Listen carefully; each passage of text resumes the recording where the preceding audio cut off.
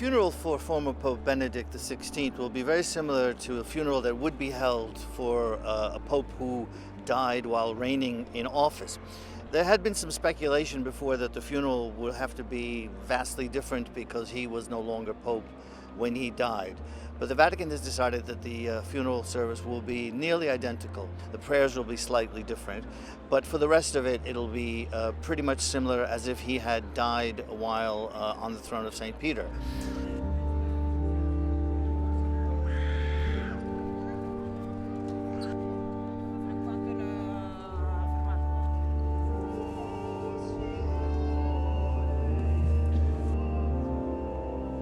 At about 8:45, the casket holding the remains of Pope Benedict will be taken out of the basilica and placed in front of the basilica.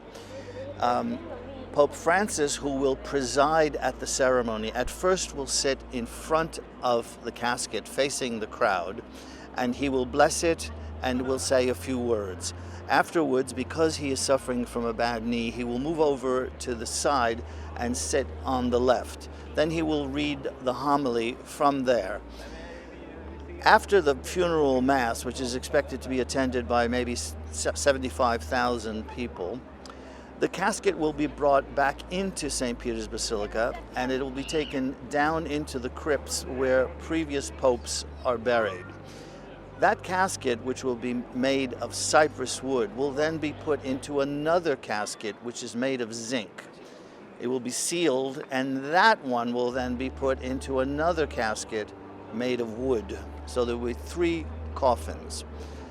After that, the casket will be buried in the crypts below St. Peter's Basilica.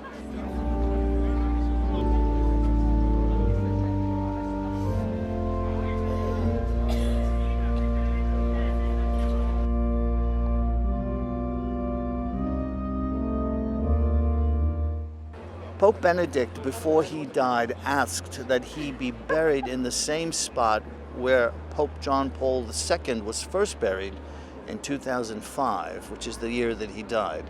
That spot is vacant now because in 2011, the body of Pope John Paul II was brought up to the main level of the basilica, where it is now on display in a chapel to the left of the chapel that holds the Pietà.